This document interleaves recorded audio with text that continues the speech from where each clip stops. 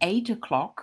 And today I have with me Nobi Fujita. And Nobi is a dear friend of mine that I met 10 years ago, 12 years ago. And we met at the Entrepreneurial Masters program in Boston at MIT, which is a shared program between Entrepreneurs Organization and MIT. And your business is really interesting. Because I remember you being part of a family business, you were taking over the family business.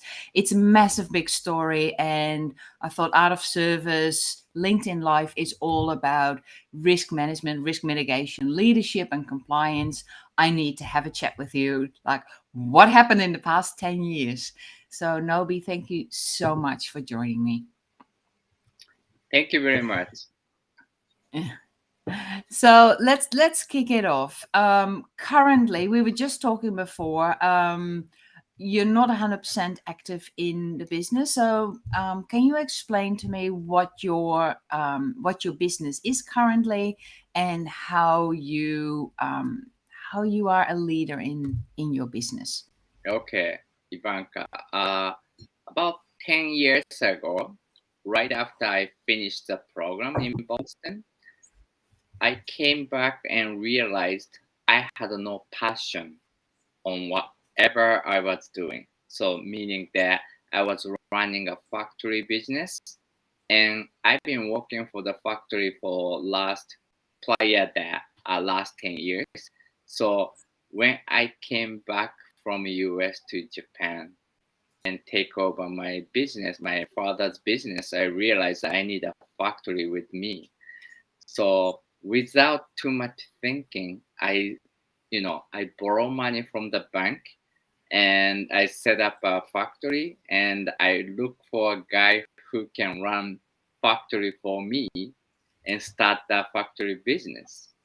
And in the beginning it was okay, but after 3 years, I started the factory in 2004. I invested $6 million, borrowing money from the bank.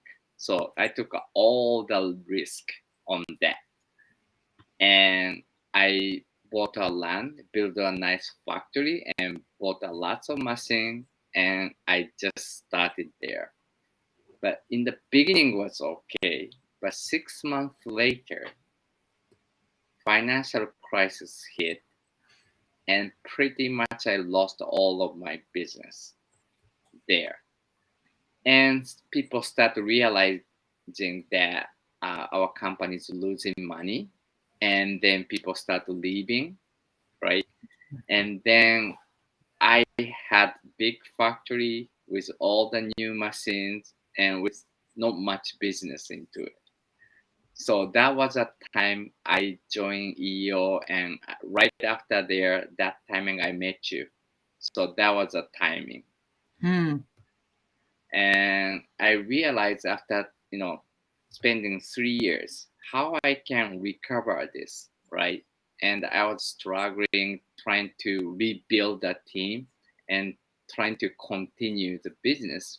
But realization was that was sunk cost. you know it's not because financial crisis I lost a business. I lost a business because there was no foundation. Then I have to think, okay, this is the moment. I lost pretty much all the money, and if I quit here, I'm gonna just leave $6 million debt, and I had no intention to, call for bankruptcy. So somehow I have to keep going. But that moment, I realized, I had a forum mate, right? And they're talking about, their business failure in the past and mistakes they have made. And but they are still there with me talking, right? So I realized that this is my destiny, right? I made a long decision. I invest a lot of money, but if I persistent and keep continue doing something, right, eventually path will be open for me. So that was a only belief I had. So every morning I woke up like 5, 6, and I just keep walking, going outside. Mm, And I'm nearby the bay area. It's not a beautiful bay, but there's a nice walk, like 3 kilo. So I walk to the river, along the river to the bay, and I was just thinking, I was talking to myself and I was talking to the God. I don't know the God, whoever is, because I had no religion, right? But I just believed there was God, right? And I was thinking, since I'm still alive, right? I got the time and I have this body. So how I can utilize this? This was the only thing. And then life until then, I always made a decision myself. And that was ego, pretty much. You know, how other people will look at me and how other people will think. And I wanna show myself as a successful people, right? Or somebody will envy me, right? That was pretty much ego I had. So I realized, okay, I all the decision I was making or factory I made because I want other competitors or customer thinks we are doing well. So it's not because we should do it or I want to passionately want to start this business, right? So that decision was pretty much wrong. And then right there, I decided whatever comes in, I'm gonna go with the flow, you know, without going through this stupid brain or this mind kick mm, with the ego. So since then, whatever comes and whenever people ask me something, I say yes. So that's why I start taking a leadership role for the EO. mm. And I'm trying to spend a little bit more time on that. And if I recall, I want to be kind of need a time alone or time to spend with somebody else, not thinking too much in the internal organization, right? Mm. Because it doesn't matter if I am in the business and trying to struggle with the team and I'm outside the company and thinking about business time to time more smartly. Yeah. Doesn't make much difference, right? So I decided to spend pretty much 50% of the time outside business and 50% in the business. Mm. Yeah. So I think that the moment things are moving better and better each day. And finally, But you still have the factory, right? You still. no, actually, I don't. I Okay. sold the business and now I came back with uh, you know the $6 million debt came down to 1 million after the 10 years, and I'm trying to start a school business. I'm trying to start a education business, and which I'm more passionate Yeah. and I'm more into it, and so I'm so excited that that time I've been through last, about 10 years of struggle. And 4 years ago, I came back with a better position financially. And today I can start something new. Yeah. So This is let's pause here for a second because I'd like to talk about your education business, but still looking back, because you went from borrowing $6 million from the bank, Mhm. um, pretty much on a whim, like, I want to do this, Right. to really the ups and downs of business, and but still building a business that has the ability to be sold. So that's in 10 years. That's a big thing in itself. Mhm.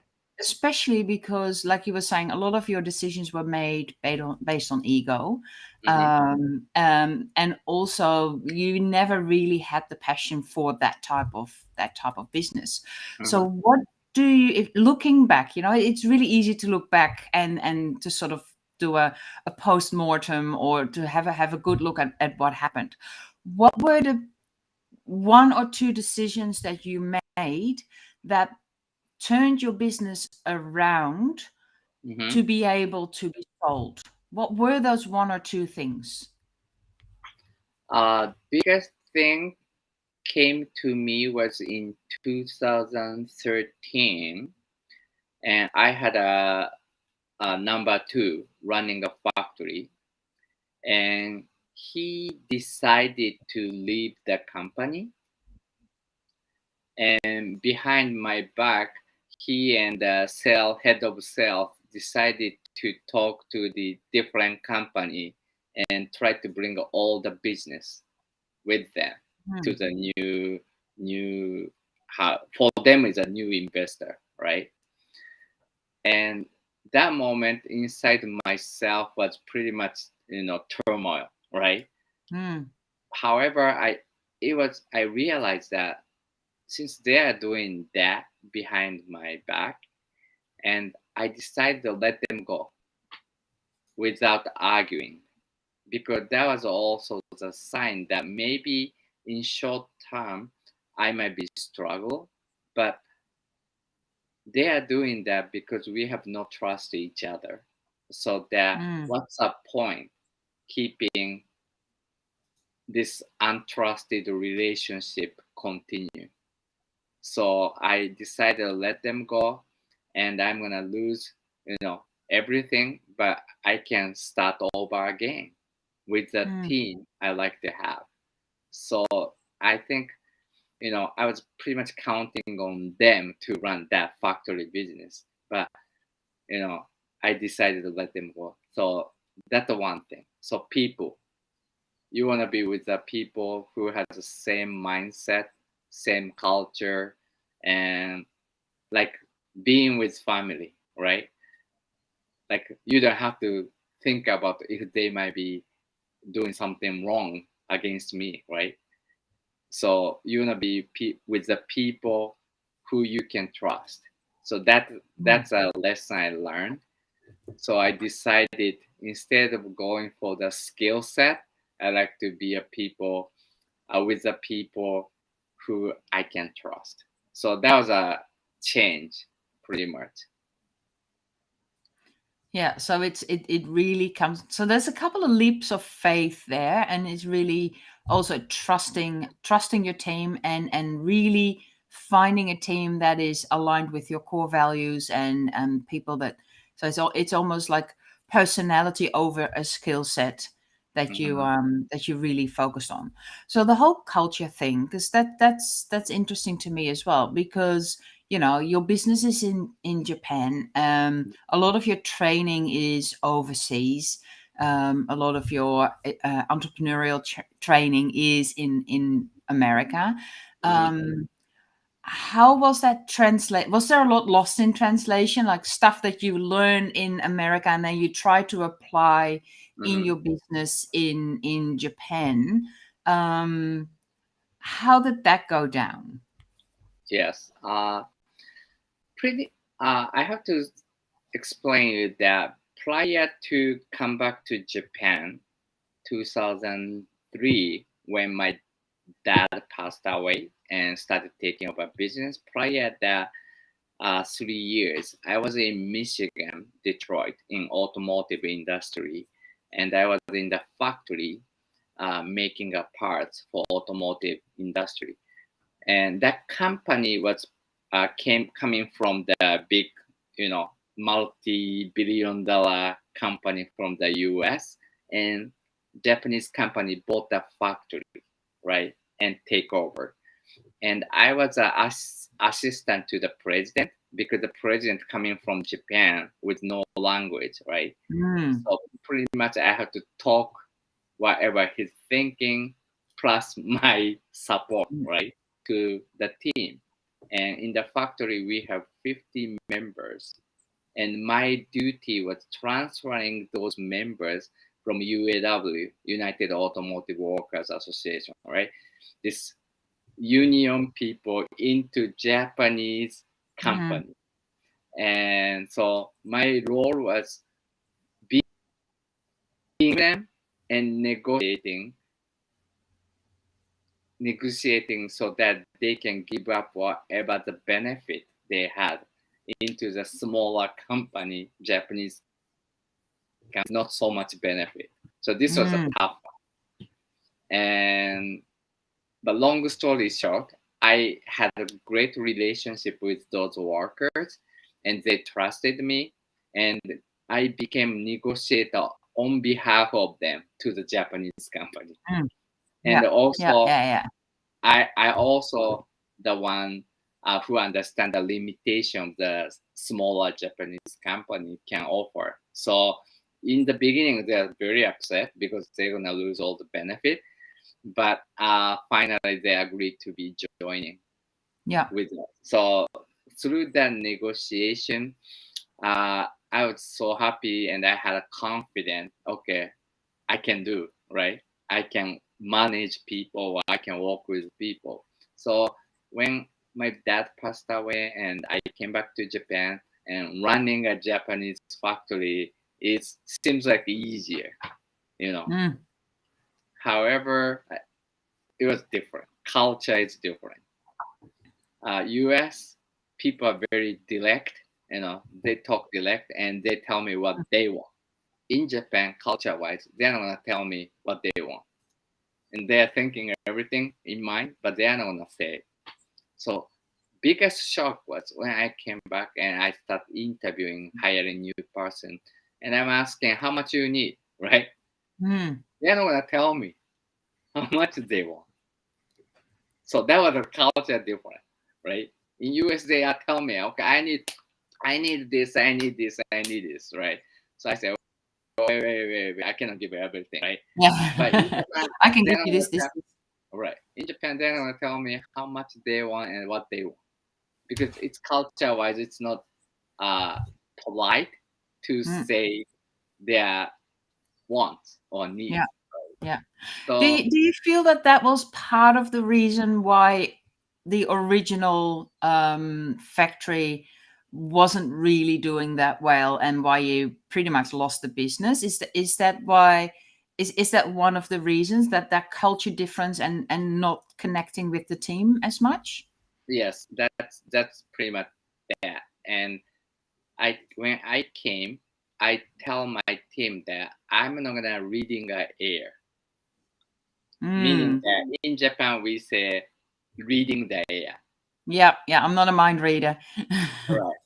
So, but so I was in the beginning. I said I'm not gonna reading your mind. So tell me what you want, right? Yeah.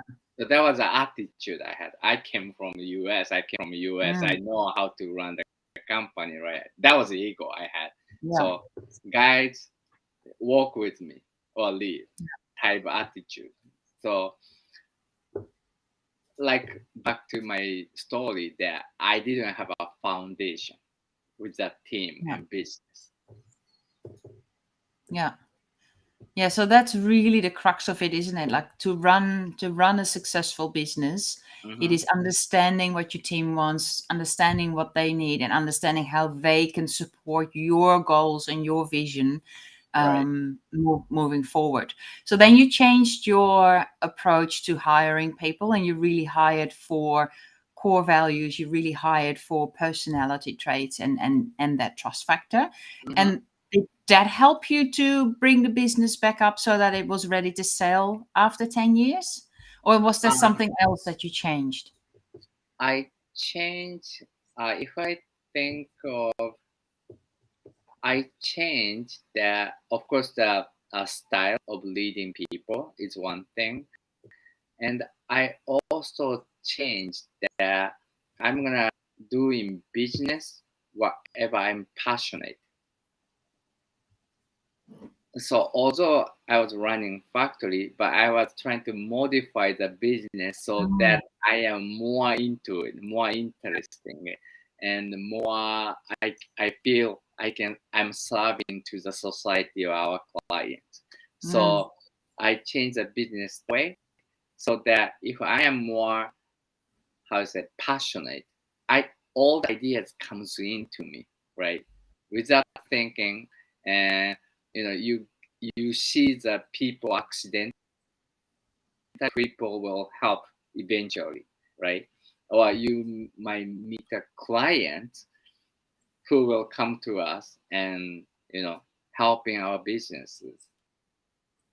You have to you have to how to say it, pretty much surrender myself to the mm. opportunity comes in and go Yeah, with the flow. So that was a yeah, biggest thing I yeah. think I have given It- up, or I It's should really say. an exercise in surrender, isn't it? Like you say, go with the flow. I'm saying yes to everything. I'll just see what comes to me, and I'm just going to trust that something good will come out of this. Hmm. So Yes, exactly. I that's mean, a leap of you faith. know, we didn't decide to come to this life, right? Hmm. This was given. That's the attitude I decided to have, and Hmm. so I don't try to look too far, and I'm not trying to look back and regret.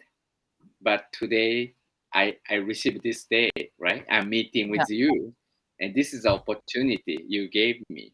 I don't know what this conversation is taking me, but you gave me opportunity to talk about my past, hmm. and I reflect my back, and I can move forward from here. Yeah, So this is the thing, you never know where you are going, right?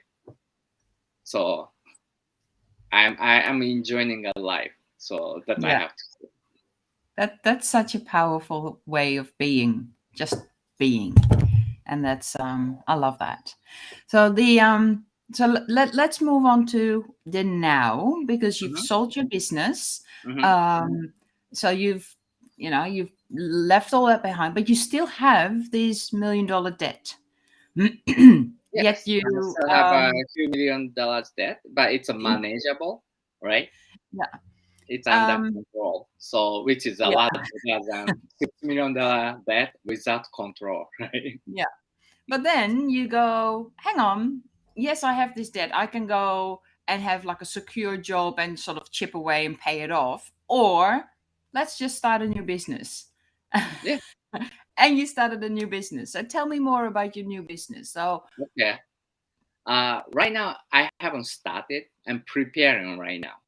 mhm, And this was funny. Last year, one of my EO mate, and I just happened to meet him at the EO event, and we start talking like just accidentally we start talking, and I was like, "How are you? Right? What you are doing?" And he said, "I'm currently working on a lot of like tech business, meaning that I was in the still manufacturing business, but not mm, instead of making parts, I'm helping other manufacturers to be digitizing or introducing AI into their management system, right?"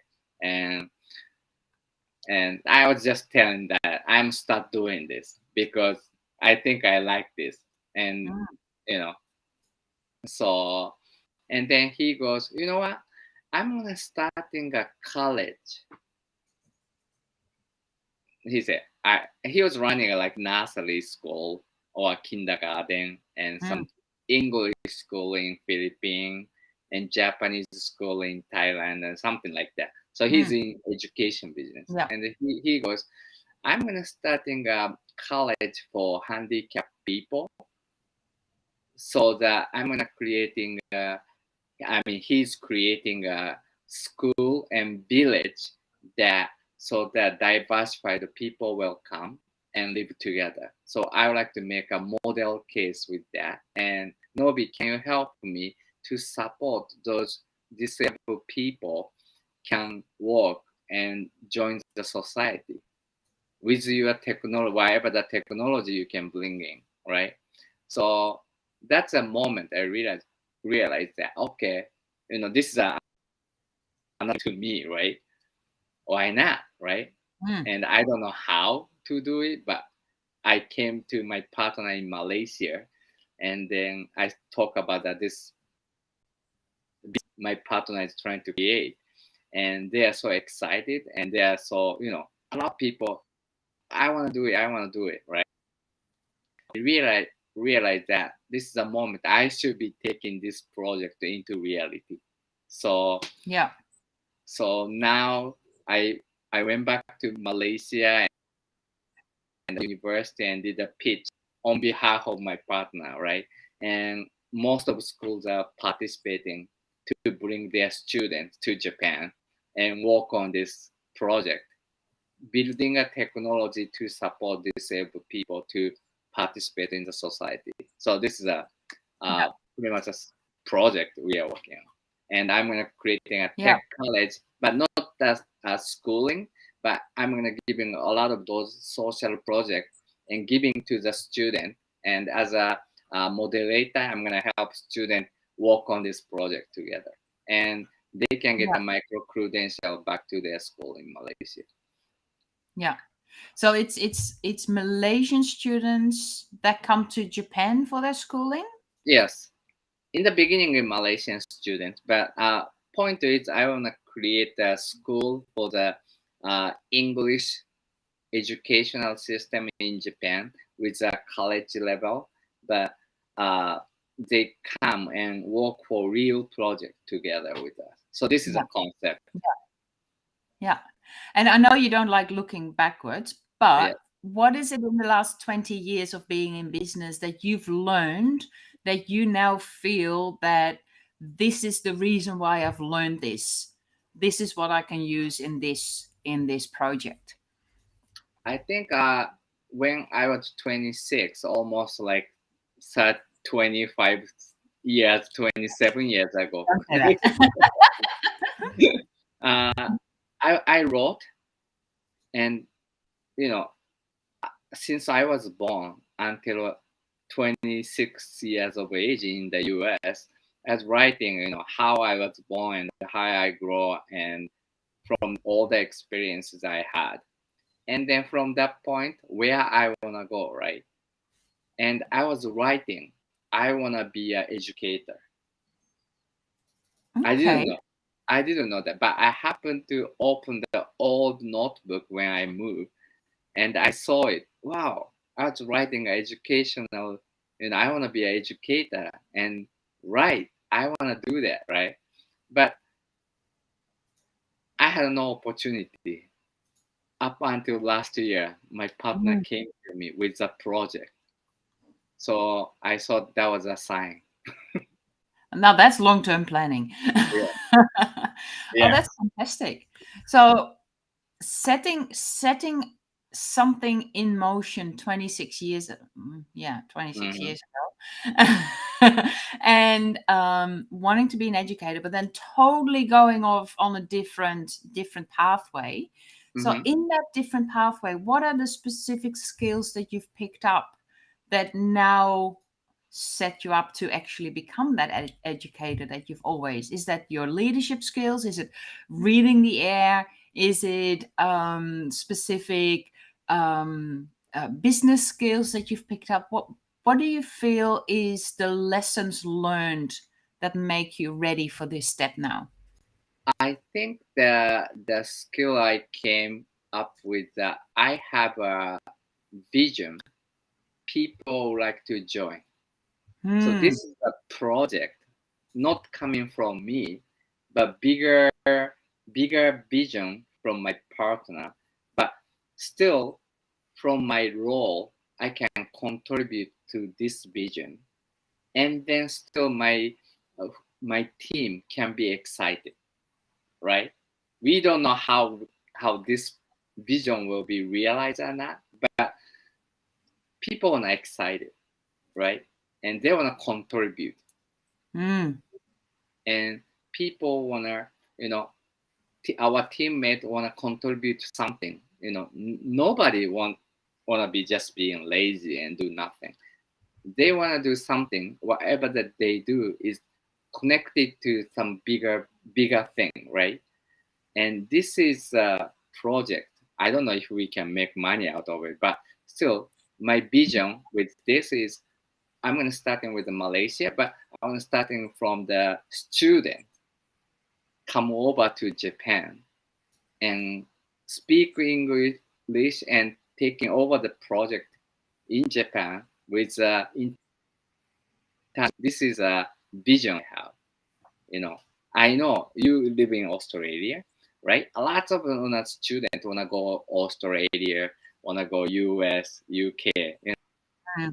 the bigger area people go, but not everybody can afford going there, right? Yeah, true. So I wanna start in Malaysia, and because they're English school, right?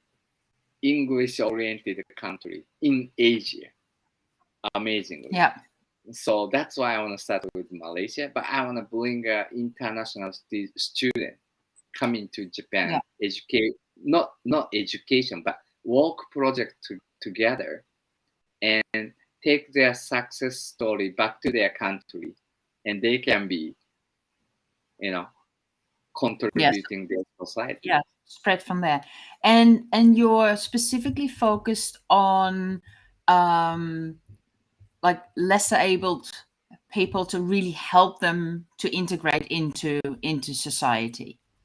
That's yes, that's one thing, because the reason part of the reason is my sister has a daughter, it has been handicapped, and she's 25 years old, 20 even older than that.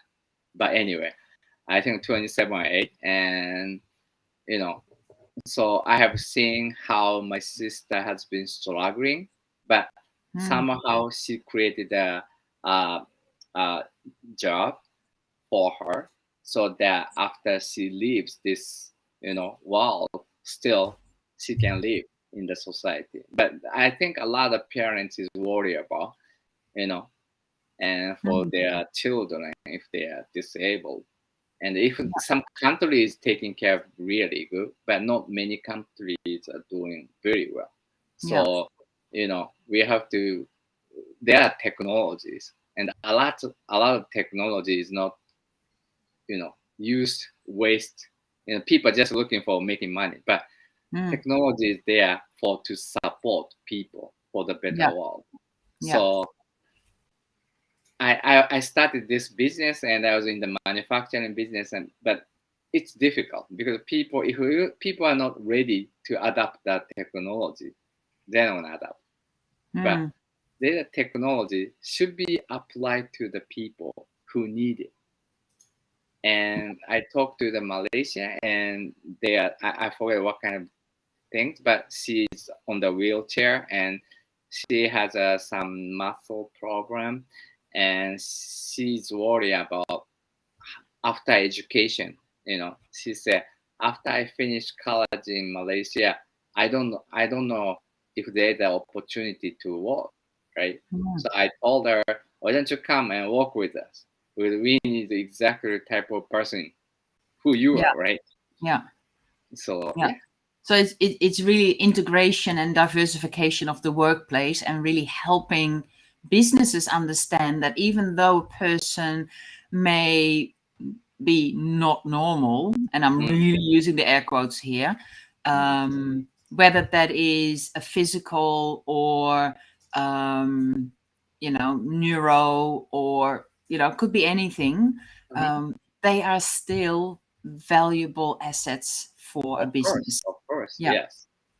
yeah. So it's actually interesting because I met a lady in the Netherlands, EO Netherlands, Hmm. and she hires vision impaired people because Hmm. her business is all about experiential food, so Hmm.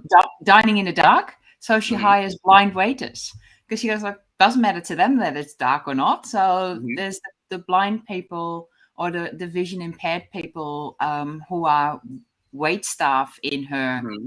dark restaurant. And she also has a series of coffee shops with hearing impaired Mm-hmm. baristas, where all the staff have to use sign language.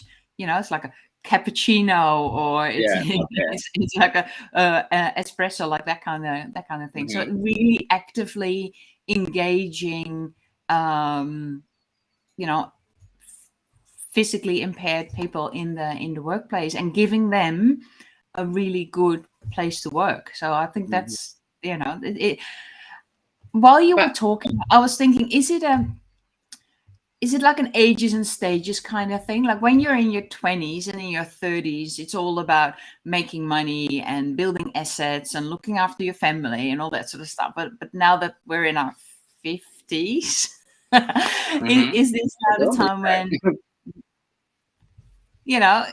are we starting to look beyond the, maybe it's like a Maslow thing, like, the we have the salaries, we have the financial means. Now it's really looking at the purpose of our business, and the purpose of our leadership, and the purpose of how can we make this world a better place. Do you think it's an age thing, or I how do you think that's part of the reason that age, and we are maybe physically not that stronger, but mind wise we are each day getting better. We can be mm, smarter every day, right? So that's one thing. And another thing is in Japan is most aging society in the world. mm, I'm living an aging society in the world, and we are losing a population. And now over 25% are over 65 years old. This is a society wow, I'm living in. So meaning that eventually I'm not doing this for somebody else. One day I might be disabled, right? And I have seen a lot of aged people with disabled and yeah, in abandoned society meaning a rural area. They lose all the young people in the village and town, so they're uh, left. All the parents are left, and they are aged, becoming 80s, 90s. They live alone. This is a situation. We mm, have a social problem on that. So that somehow we have technology. We need to adapt this technology to bring, kind of left alone people, bring back to the society, mm, and they feel like they're contributing for something too, right? So I don't know what, but we should be use this technology. People are developing, scientists are developing, has to be applied for the better. yeah. So Japan is a could be experimental place to doing that because we are really aging society. Yeah. Yeah, that's because everybody's so old. They live so And, healthfully. and we are living very long, Mm, So that's the thing. I'm sure society in the society people have a lot of time but not much to do it. mm, There's not many things they can do it, yeah. right? So I one day I'm gonna retire, but I don't wanna retire doing nothing, right? I may be actively run business, but I still wanna do something, right? Yeah. Yeah. And Oh, I'm hearing you. right, so we feel like I wanna be part of the society, not Yeah. that in an active role, but still. Yeah. So if Yeah. I You don't want to say sit at home watching TV all exactly, day. so Yeah. I have to say I'm gonna using this, challenging people, but one day I will be the one. Mm, yeah. Yeah. It's really Everybody will planning be for the your future. yeah. So it's part of all the human. You have to accept we're all aging, right? Yeah. One day we are leaving this society. One day we will die. That's guarantee. We Yeah. all die. But Yeah. until then, we have to getting better and better, and Yeah. still be part of this society. Yeah. So right, I think age is doing something to consider this way. Yeah. Exactly. So, let's think about age then. So 10 years ago, you were at the start of rebuilding your business. You're now at the start of a completely new project. So 10 years from now, where do you see that going? What's the 10-year vision that you have? What's the plan? I think my plan is I'm visioning that in my school, I see a lot of students comes from many different countries, and those young one is running a school. So that's my vision, and I'm gonna kind of step back Yeah. and And wow, it, I came this far, right? yeah. And it's an English speaking Yes, curriculum. So the right. school is in English, but it's delivered in Japan Hmm. for local and international students. Hmm. And do you have, what type of courses are you offering? Because you're talking about technology, about AI, about utilizing technology to integrate or reintegrate people into society. But what type of classes will you be teaching? What type of curriculum will you be offering in 10 Uh, years? I really I'm not sure at this moment.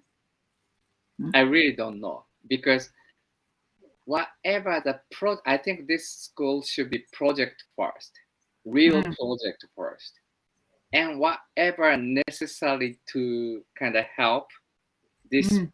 issue, we have to educate, right? We have to teach ourselves from masters on the each field. Mm. So I have no clue at this moment. I think I'll Yeah. find as project going down the road. And this is so the beginning preparation stage. I just started this 10 months ago, right? Yeah. And I know I have a location and I have a partners who are joining. So it's a timing we're going to start discussing more and more. Yeah. So I'll let you know 5 years later, 2 years Yeah. later. Yeah, exactly. So what is it like to be in startup mode again? Because, you've been running a successful business and you've really rebuilt it with a large team. You sold your business and now you're back in startup mode. What is that like mentally? Because running a business with a big team is totally different from being in startup Mm. mindset.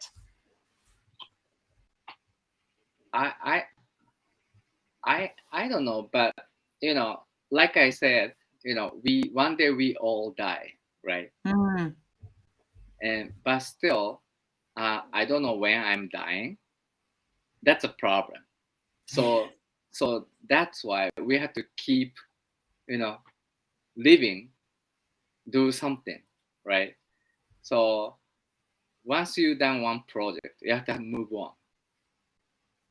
And I think this is a timing for me to move on, Yeah. right? So it doesn't matter how old are you. You can start anything, right? So it's a So mindset more than it's a physical mindset, then. Yeah. right? Don't don't. I'm getting 50s, but I don't think mentally I'm not 50s, right? I'm still I think 20s, we all think that. right? I think you may live until 90 years old, healthy 90 years old. What are you going to do next 40 years? You have 40 years. You can do at least 3 projects, right? So next 10 years, I'm doing this education project, and probably after 10 years, I might doing something else Yeah. with different team because I'm sure within 10 years, my education project will be coming to the not big, but at least the level of other people is taking over, right? Yeah. Because Yeah. I'm a startup. I'm not interested in building, something 10 to 100 million. I like to make it, 0 to 10 million, Yeah. then pass to somebody else because I like to start up something. Yeah. Yeah. And that in itself is a really good lesson learned, that that's your sweet spot. You like building businesses to $10 million and then sell and start again. Whereas Mhm. other people really thrive on that 10 to 100 million, and the systemization and the complexity of compliance and all the regulation that revolves around building a business of that size. Mhm. So that in itself is a really interesting lesson to know that you're in that startup to 10 million. That's where you thrive. That's where you want to be. Yeah, I mean, that's why we are in the society. Everybody has a right, and Yeah, I don't think I'm good at creating a system in the bigger organization and work with communication systems, all the rules, and not me. yeah, I want to be no, free and I want to do something my own way. And once project is getting bigger, I'm gonna pass that to somebody else and okay, do whatever from here, right? yeah. It's So like apart from raising your really, child. It's like raising your child. Once they are getting yeah, bigger, then they're out of your control. So yeah. you have to Oh, pass your children to the society. Okay, yeah, do something with this guy, right? This yeah, boy and girl. yeah, exactly. So raising a child, raising a business, apart from really hiring for character and personality traits and building a team you can trust, what else can you share with other startup business owners that really makes the difference to run a successful business? What are the other one or two things that you've learned in the past 20 years to really grow and build a successful business apart from the team and the people you hire? I think go with your passion, Hmm. really. And entrepreneur thing is basically finding who you are, who you really are, right? So you have to take time and talk to yourself. You have to bring yourself out. That's a risk. So Yeah. not you are not running a business, not because of course money is important, but it's like a blood, right? Blood Mm. circulating your body, bringing all the oxygen into your body, right? So that's a currency, money, financial function of it. But that's a only part of the business. And you are doing your business. You start up your business because you are finding who you are, Yeah. and finding who you are and contributing to the society somehow, right? Whatever your product or whatever your services, and you're trying to bring a value to other people. So you have to be genuine you. Yeah, and that's very difficult for a lot of people. For people, And yes. it takes a while to find who you are and to really be yourself in every situation. So Mhm. that's a project in itself. I think it's a lifetime project, Yeah, you know. absolutely. And it's easier when you're 50. It's not so Yeah, easy when you're yeah. 20. We went 20. Yeah, Even I tell this to my son, I don't think he's gonna listen to me. I yeah, never tell that, but that's something we all need to realize one day, right? yeah, absolutely. Well, Nobi, we're running out of time, so thank you so much. I wish you all the best of luck Thank with the you very project. much. Let me know how you go. Okay. Um, the easiest way for people to connect with you is via your LinkedIn, Hmm. because you're really approachable. Is there anything specific that you need support you're looking for, type of skill sets you're looking for at the moment? I think I'm looking for people with a crazy idea. Okay, crazy idea, people. Connect with Come Nobi. connect with me and give Yeah, me an idea. If you wanna yeah, come to Japan, please come. excellent. I will let everybody know. Thank you. And next week on the Art of Service Live on this show, I'm talking with Jonathan Crandall. Remember him? Wow, yeah. Yeah, so that'll be a really interesting story. I just can't wait to hear what he's been up to in the past 10 years. So yeah, that'll be next week at 8 o'clock Queensland time with Jonathan Crandall from Boston. Wow. Yeah. Okay, Nobi.